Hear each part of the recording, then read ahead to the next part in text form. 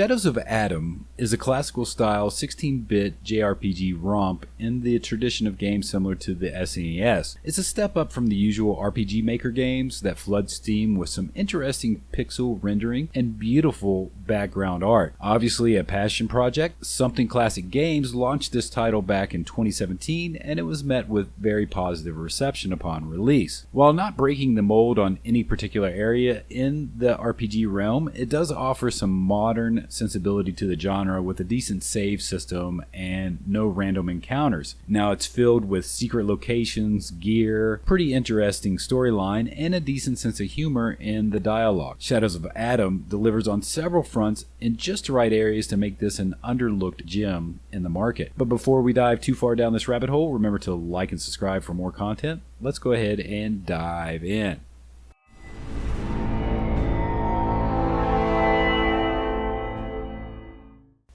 Initially, we find ourselves in the town of Adam. It's a place of refuge settled by the survivors of the Wrath War, nestled deep in the forest and secluded from outside influences of the regular world, or at least that's how it seems, but there is a growth of vines and a sense of foreboding. It's also at this time we begin the adventure with two companions that decide to travel down into a pit leading deeper into the foliage and the twisting vines. The beginning of the story offers up some interesting thought pieces about what was the Wrath War. What is this evil that is overtaking the forest? And most importantly, where is their father who went missing? All this ties together to give a strong first impression of what's in store and where this story might take us. Without spoiling too much, what I found was a well-written tale that ties together nicely with intermittent cutscene flashbacks to fill in some of the missing details. Actually, it isn't until I was looking back through some of the capture footage of earlier conversations and how they went that it really spoke to me of how great this story was written. While not anything seriously thought-provoking, the story and the dialogue does flesh out the characters as you play through the game and help you understand the motivations behind each character presented. And overall, I would say that this is one of the higher points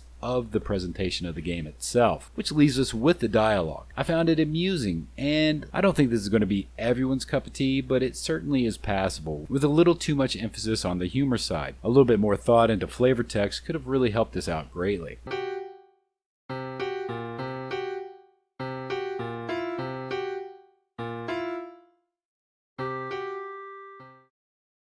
Like most traditional JRPGs, the combat is turn-based. Also, it is pretty typical stat line stuff with, for example, items that will give you greater speed to go faster in the initiative or damage modifiers, etc. Also, it offers up gear upgrades, usually by entering a new area vendor to purchase from. People with experience with Dragon Quest will remember this greatly. There is also an abundance of puzzles in this game. The type of puzzles become very similar, but the use of terrain and the layout of the puzzle pieces make for an interesting time in solving them. While I enjoyed them, I also found that to progress, they were usually mandatory, and there were a few too many to my liking. Lastly, the combat system is a little different from the typical JRPG fare, with mana regen replenished at the end of a combat turn, and depending on how much needed, even using a combat option to help replenish that. That's not to say that there aren't plenty of different types of potions to pick up, but rarely was there a reason to drink them, and I found this regeneration system in place more than adequate through proper planning, music and voice.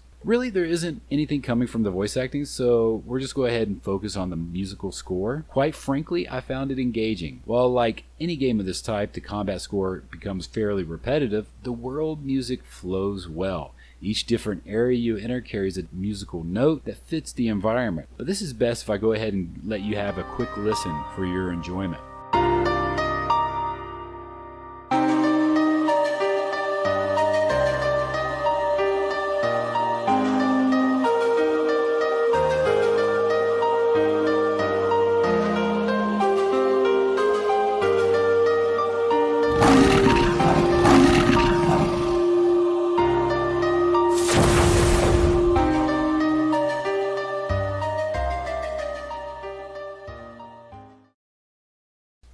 Shadows of Adam was a blast to play. It definitely grabs a hold of the nostalgia goggles and rips you through an adventure that will have you thinking about previous JRPGs of old. Now, they weren't hesitant to make use of those callbacks to those older JRPGs, so you will easily see where they've added this ability or they portrayed that character, and it seems very similar to the past. While for the most part this is acceptable and sometimes encouraged, if it's overused or poorly executed, it really leaves everything hanging. I felt that neither of those two things occurred here in Shadows of Adam. You're really getting exactly what you're buying, an affordable, modern rendition of a JRPG from the 90s era. To wrap this all up, while I don't think there was any wow factor when playing this game, it's a great romp and a good way to blow 20 plus hours. Well, that's it for my review of Shadows of Adam. I'll see you on the next one. Have a great day gaming. Later.